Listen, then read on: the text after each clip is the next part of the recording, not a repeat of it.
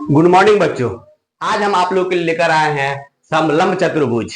आइए टॉपिक से जाने से पहले प्लीज आप लोग हमारे चैनल को लाइक कीजिए, सब्सक्राइब कीजिए और प्यारा सा कमेंट दीजिए। आइए हम आज समलंब चतुर्भुज पढ़ते हैं। समलंब चतुर्भुज होता है जिसमें दो भुजा जो है ना आपका पैरेलल होगा, मतलब दो भुजा क्या होगा, समांतर होगा। उसी को हम क्या लिख सकते हैं कि हम लिख सकते हैं दो युग्म हमारा समांतर हो। दो भुजा समांतर होगा, उसी को लिखेंगे दो युग्म हमारा समांतर हो। इसकी वही परिभाषा हो जाती है। आइए देखते हैं परिभाषा।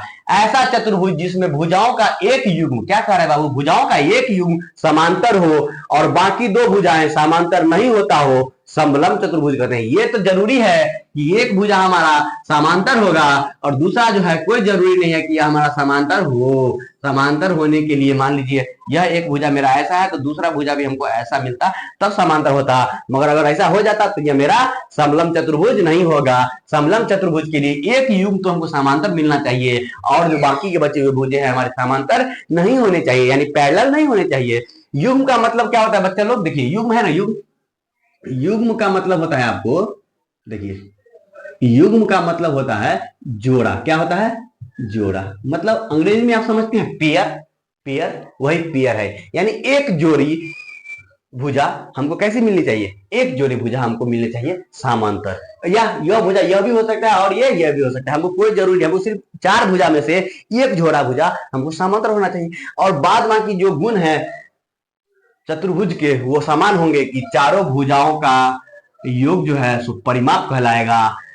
चारों कोनों का योग 360 डिग्री होगा। और देखिए फार्मूला के बारे में जब हम लोग जानते हैं तो फार्मूला होता है क्षेत्रफल। क्या होता है, देखिए क्षेत्रफल बराबर 1/2 a प्लस b गुने h। आप a और b मेरा यहाँ क्या है, a और b हमारा वही समांतर भुजा है। समांतर भुजाओं का योग हमेशा लिखते हैं, क्या लिखते हैं, समांतर भुजाओं का योग लिखते हैं। देखिए 1/2 गुने सम ऑफ पैरेलल साइड्स और गुने h। h क्या है ना, h को आप समझिए, h क्या है, h जो है ना दो समांतर रेखा, दो समांतर भुजा के बीच की न्यूनतम दूरी को हम h कहेंगे। क्या कहेंगे, न्यूनतम दूरी को हम क्या कहेंगे, h कहेंगे। h समझ गए क्या होगा, दो समांतर रेखाओं के बीच की न्यूनतम दूरी हमेशा h कहलाती है और यह हमें दिया हुआ रहेगा क्वेश्चनों में। आइए हम लोग क्वेश्चन की ओर चलते हैं। इस पर आधारित जो क्वेश्चन है, देखिए इस क्वेश्चन को हम लोग कैसे हल करते हैं। बहुत ही सरल क्वेश्चन होते हैं अगर आपको कंसेप्ट आता है तो। देखिए एक समलंब चतुर्भुज की समांतर भुजाओं की एक युग्म की लंबाई क्रमशः 20 सेंटीमीटर और 25 सेंटीमीटर दिया हुआ है। बाबू लोग बोलो, बताओ क्या कर रहा है कि एक समांतर भुजा कह रहा है क्या, एक युग्म की लंबाई, एक युग्म की लंबाई क्रमशः 20 सेंटीमीटर और 25 सेंटीमीटर दिया हुआ है। देखिए 20 सेंटीमीटर और यह 25 सेंटीमीटर दिया हुआ है और इन दो भुजाओं के बीच की लंबवत दूरी जो होगा वही होगा न्यूनतम दूरी। यह एच से दर्शाएंगे। एच हमको कितना दे दिया है बाबू, लंबवत दूरी 14 सेंटीमीटर दे दिया है।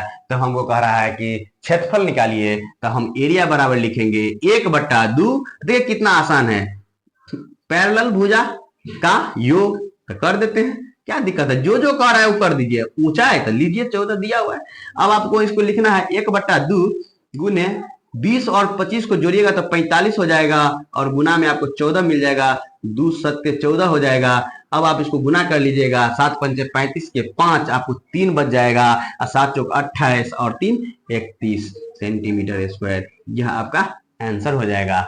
आइए देखिए बच्चों दूसरी सवाल क्या कर रही है, दूसरी सवाल को पढ़िए। कह रहा है कि ए बी सी डी एक समद्विबाहु समलंब चतुर्भुज है जिसमें ए बी बराबर सी डी और ए डी पैरेलल है बी सी के। यदि ए डी का मान इतना और बी सी का मान इतना है तो समलंब चतुर्भुज का क्षेत्रफल दिया हुआ है। तो कह रहा है सी डी की लंबाई ज्ञात कीजिए। पहले हम लोग चित्र बनाएंगे। इस सब के सवालों में हमको चित्र बनाना बहुत आवश्यक है। अगर आपका चित्र बन गया तो आधा सवाल आप वही बना लेते हैं, फिर प्रोसेस आपको पता चल जाएगा क्या बनाना है। देखिए यह एक समलंब चतुर्भुज है, इसमें हमको दिया हुआ है कि एक भुजा है ए बी, सी और डी भुजा है। अब हमको कुछ नहीं करना है, जो जो कह रहा है वो लिख देंगे। कह रहा है ए बी पैरेलल है सी डी के। देखिए ए बी बराबर है सी डी के तो ठीक है। ए डी पैरेलल है बी सी के, तो ए डी पैरेलल है बी सी के, ठीक है।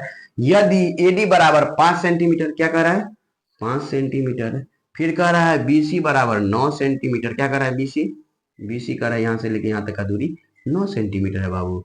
तब आपको कह रहा है कि समलंब चतुर्भुज का क्षेत्रफल हम दे दिए हैं, तो CD का मान ज्ञात कीजिए। यानी आप जानते हैं एक चतुर्भुज जो हमारा समलंब चतुर्भुज है उसमें दो भुजाएं तो समांतर होगी, यानी एक युग्म तो समांतर होगी, और समद्विबाहु का मतलब है एक ऐसी भुजा, ऐसी दो भुजा होगी जो बराबर होगी। समद्विबाहु है, क्या है?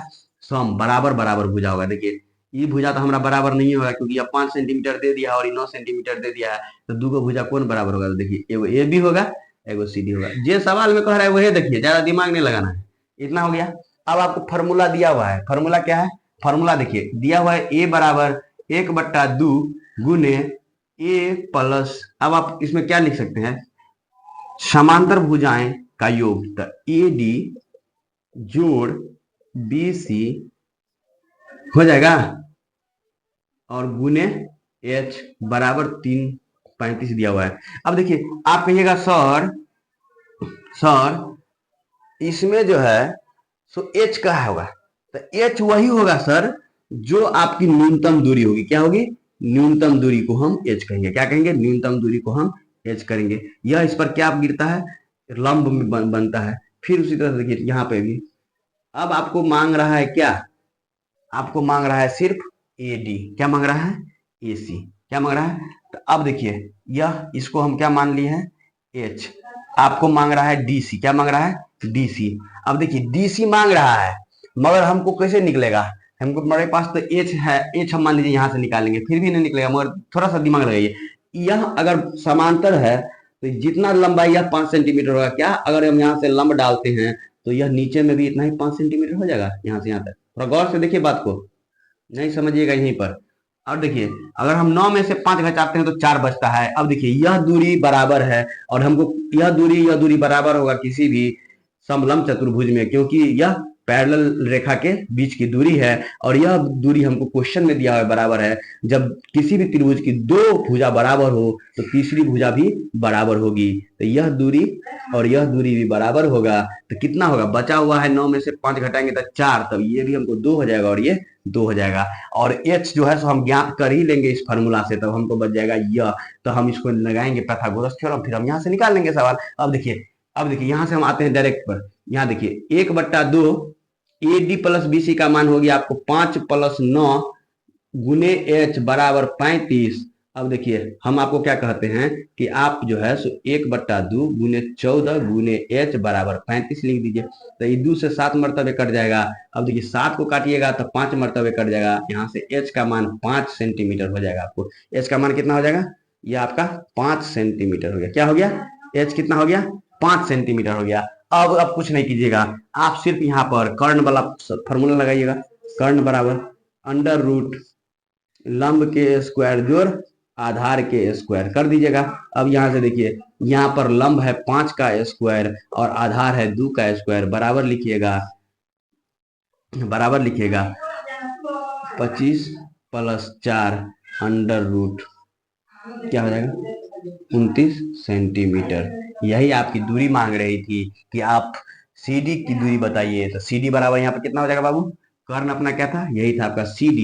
तो आप कितना आसानी से निकाल लिए। अगर आप परिभाषा को नहीं समझिएगा ना इसमें क्या कह रहा है, तब कठिन हो जाएगा सवाल। अगर आप यह समझ गए कि समद्विभाजित कब करेगा, समद्विभाजित, समद्विभाजित मतलब सम मतलब बराबर होता है, द्विबाहु मतलब क्या होता है? सम मतलब बराबर, और द्विबाहु मतलब दो बाहु, जिसके दो बाहु बराबर है, मतलब ये भी बराबर है और ये भी बराबर है।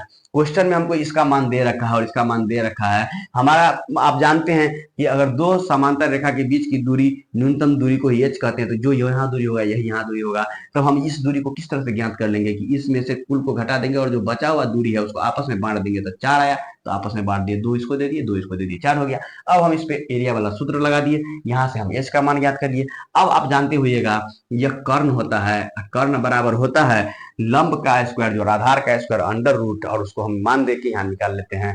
आज का क्लास जरूर ही छोटा है, मगर सीखने के लिए इसमें बहुत कुछ है।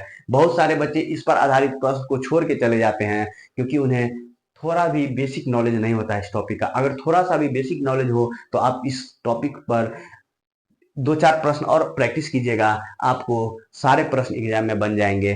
चलिए आज की क्लास को मैं यहीं समाप्त करता हूं, मगर समाप्त करने से पहले प्लीज आप मेरे चैनल को लाइक कीजिए, सब्सक्राइब कीजिए और प्यारा सा कमेंट दीजिए। धन्यवाद।